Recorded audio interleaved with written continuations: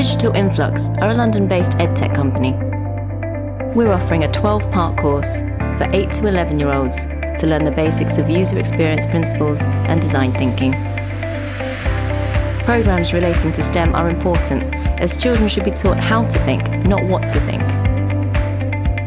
The course aims to develop their problem-solving, teamwork, and critical thinking skills, among many more. Each lesson will have short videos and games to make sure your experience is fun and memorable and fits with your own learning style. And it improves soft skills by using real-life practical examples to improve empathy. To learn more, please visit digitalinflux.com.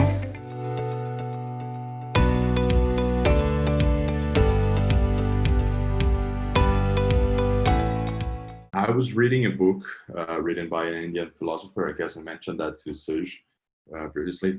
This philosopher is called Jiddu Krishnamurti. He's an Indian philosopher. And the book is called Think on These Things. It's a very nice book. It's a transcript of like sessions of conversations that Jiddu had with teachers, scholars, and everything.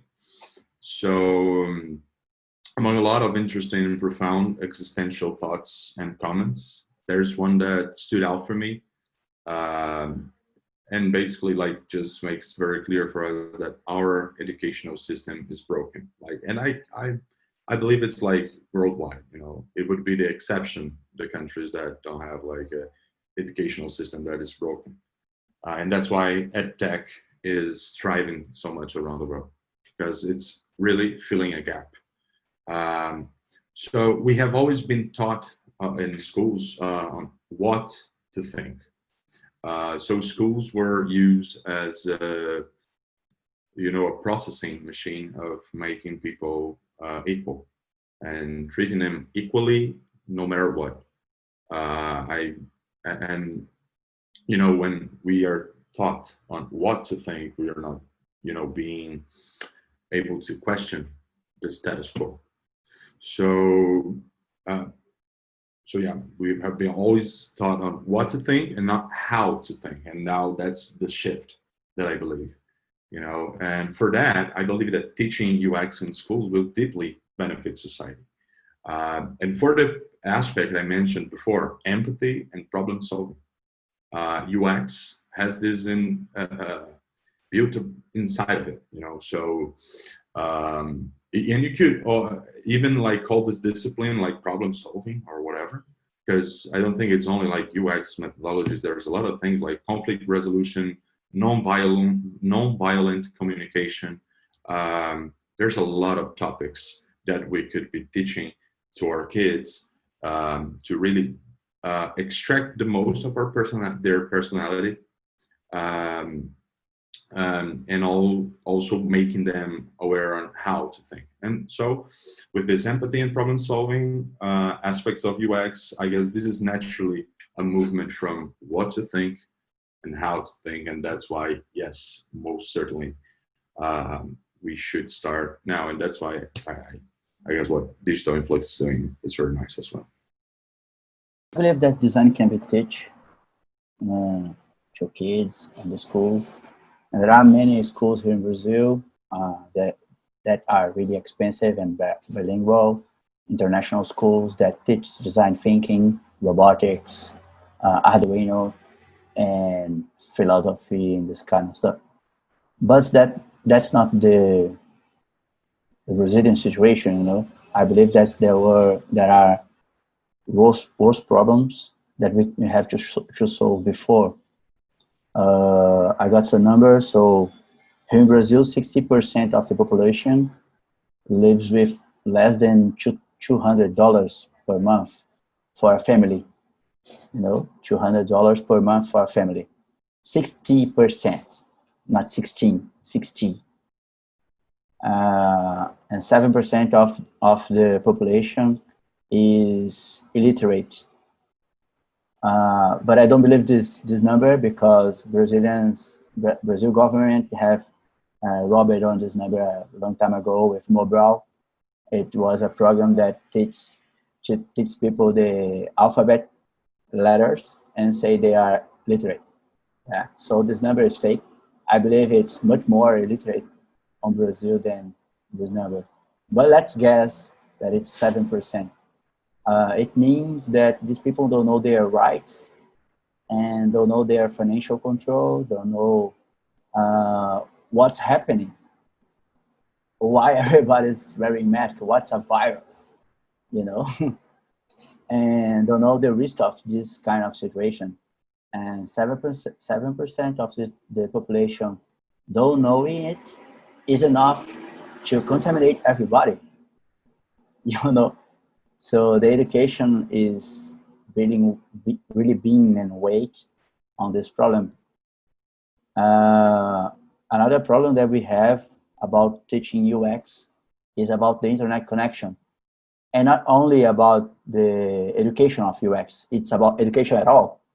You know, many schools have adapted to online classes, but 30% of the population don't have internet. 30%. And it doesn't count the population that just have 3G internet and low quality internet that can do something like a video like this. You know, oh, there is a cat on the scene. Yeah. Okay. And another problem that we have about teaching UX is getting help from outside.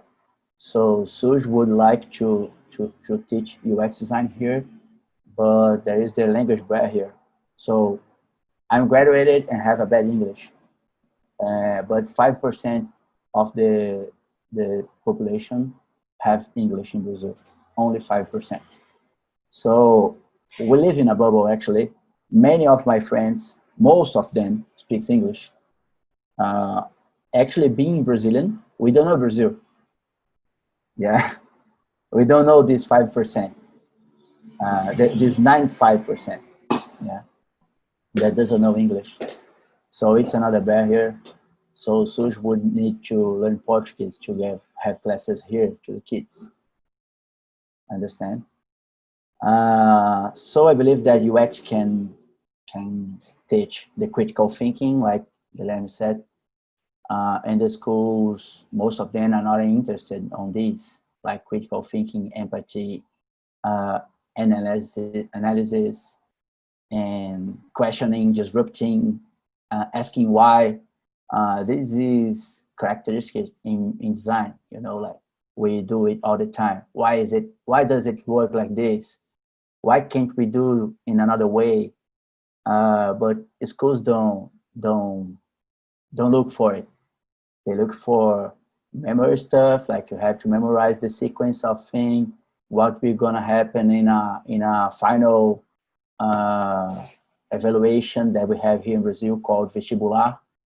Vestibular is a test that many students get on the age of 15 here in Brazil that defines if they're gonna get into the university or not. But people with money can study a lot for this test, you know, and all the rest of Brazil don't have this kind of support and just do the same test. And then if you don't go into it, you have to pay for it in university. That's really doesn't make sense, you know? So that's the scenario of Brazil. I believe it will help, but it's hard to do here in Brazil. Yeah. Now I'm going to look at the optimistic view of the whole thing. I think most of us know that as a designers, I mean professional designers, we do have this formal process of creating products. I mean, we take a client problem, we look at the audience, we empathize with them, we actively learn with our clients.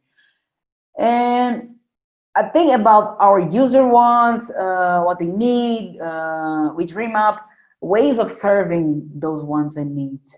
We sketch them out, we show them around, you know, we prototype, we get feedback, improve, and we repeat and repeat and repeat everything until we have a working product that, you know, that improves the life of our users.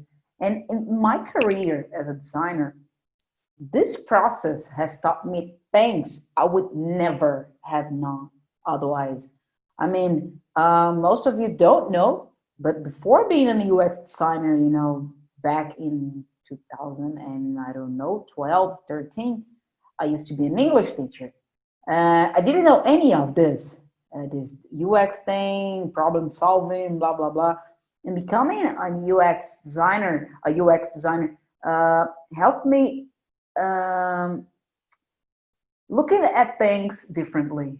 And I want to ask you all to think about this. Imagine what children can learn by following this iterative design process. I mean, curiosity, empathy, creativity, communication, patience, persistence, respect for other people's viewpoints. I think this is a major thing. Nowadays, I do have this thing that, wait, I need to respect their viewpoint because I learned through UX that it's not about what I think and everything.